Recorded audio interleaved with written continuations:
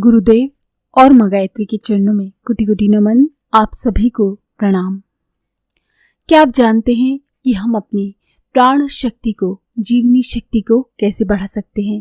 तो आइए जानते हैं प्राणायाम प्राण शक्ति बढ़ाने का वैज्ञानिक आधार है कैसे। भौतिक के छात्र जानते हैं कि घर्षण से ऊर्जा उत्पन्न होती है। दिया सलाई घिसने से लेकर विशालकाय जनरेटरों द्वारा आग या विद्युत उत्पन्न होने के कारणों में घर्षण ही मुख्य है। निर्जन सुनसान जंगलों में कई बार भयंकर आग लगती है और क्षेत्र के गीले सूखे पेड़ों को जलाकर खाक कर देती है। ये मनुष्यों द्वारा लगाई हुई आग नहीं होती है, बल्कि वो आग सूखे पेड़ों की टहनियों के तेज हवा में हिलने और आपस में रगड़ने के कारण उत्पन्न होती है। इस कार्य में बांस सबसे आगे है। सूखे बांस आपस में रगड़ खाकर पहले गर्म होते हैं, फिर चिंगारियां निकालने लगते हैं। ये आग बढ़ती फैलती चली जाती है और दावा नल का रूप धारण कर लेती है। ये घर्षण के सिद्धांत का ही चमत्कार है। मनुष्य के शरीर में श्वास प्रश्वास और आकुंचन प्रकुंचन चलता रहता है, फलतः घर्षण चलता है और ऊर्जा उत्पन्न होती है। उसी के अपने अपने प्रयोजन हर स्थान पर चल पड़ते हैं। पदार्थों और प्राणियों में चलती रहने वाली हलचलों को घर्षण की उत्पत्ति ही कहा जा सकता है। साधारण श्वास प्रश्वास की क्रिया से जीवनचर्या चलती है। सांस के साथ जीवन जुड़ा हुआ है। सांस रुकी तो मरण निश्चित है। घर्षण बंद तो जीवन भी समाप्त, क्योंकि प्रत्यक्षतः ऊर्जा की उत्पत्ति उसी से होती है। वैसे गहराई में जाने पर सहस्त्रसार से उठने वाली विद्युत स्फुलिंग भी उसके मूल कारण समझे जाते हैं। वहां भी रुक रुक कर उछलने की क्रिया ही घर्षण उत्पन्न करती है। अधिक सशक्तता प्राप्त करने के लिए हमें अधिक ऊर्जा की आवश्यकता होती है। बड़ा कारखाना चलाने के लिए बड़ी मशीनें, बड़ी मोटर फिट करनी पड़ती है। छोटी मोटर तो छोटी मशीन ही चला पाती है। महत्वपूर्ण शारीरिक या मानसिक या आध्यात्मिक कार्य करने के लिए उच्च स्तरीय ऊर्जा की आवश्यकता पड़ती है। ये खाने पीने या आग तपाने जैसे प्रयत्नों से नहीं, बल्कि वहां से प्राप्त होती है जहां पर चेतना और पदार्थ दोनों को प्रभावित करने वाला क्षमता का उद्गम है। कहना ना होगा कि ये आधार प्राण ही है। प्राण वो तत्व है जो अंतरिक्ष में जीवन और पदार्थ दोनों की संयुक्त शक्ति के रूप में प्रवाहित रहता है। शुद्ध चेतना ब्रह्म है, प्रशुद्ध प्रकृति ऊर्जा है। दोनों ही अपने मूल में अपूर्ण है। प्राणी जगत की उत्पत्ति इन दोनों धाराओं के मिलने पर ही संभव होती है। इसलिए जीवधारियों को प्राणी कहते हैं। प्राण तत्व का अस्तित्व तत्वदर्शियों ने बहुत पहले ही जान लिया था।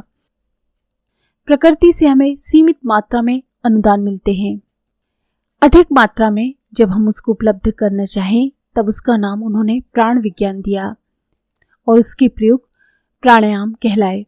प्राणायाम का उद्देश्य सांस के मार्ग से अधिक मात्रा में प्राण तत्व को आकर्षित करना और आत्म सत्ता में धारण करके अधिक सशक्त बनना है। यहाँ सांस और प्राण का पारस्परिक संबंध और अधिक अच्छी तरह से समझने की आवश्यकता है। दूध में घी रहता है लेकिन दिखता नहीं। सब्जियों में प्रोटीन, क्षार, चिकनाई युक्त तत्व होते हैं लेकिन वो दिखते नहीं। इन्हें विशेष उपायों से ही निकाला जा सकता है। इसी प्रकार हवा के भीतर भी बहुत कुछ भरा पड़ा है। सांस लेते समय ऑक्सीजन, नाइट्रोजन आदि का रासायनिक सम्मिश्रण हमारे भीतर प्रवेश करता है।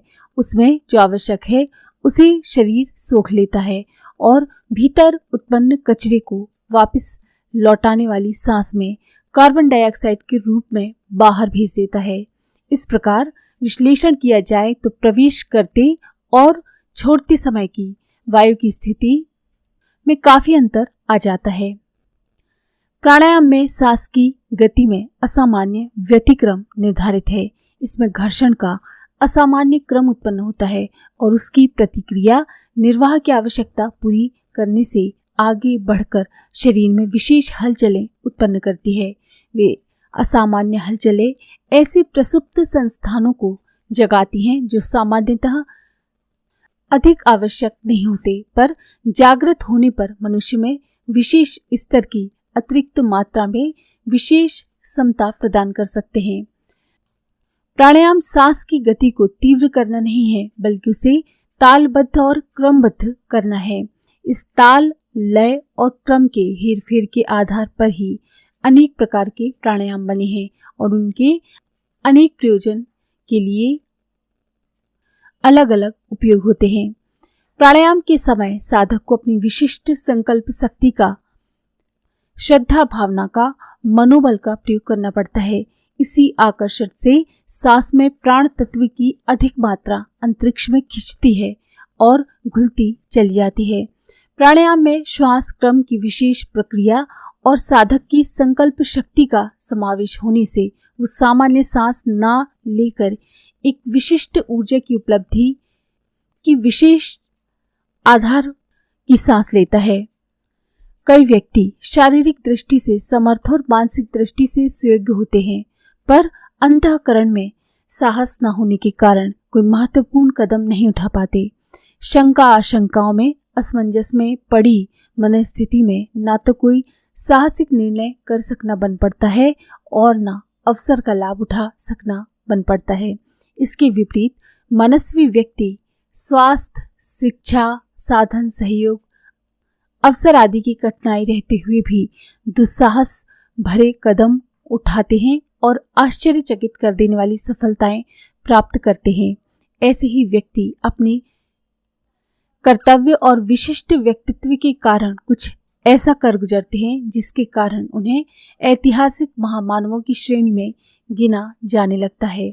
इस आंतरिक समर्थता को दूसरे शब्दों में प्राण कहा जाता है।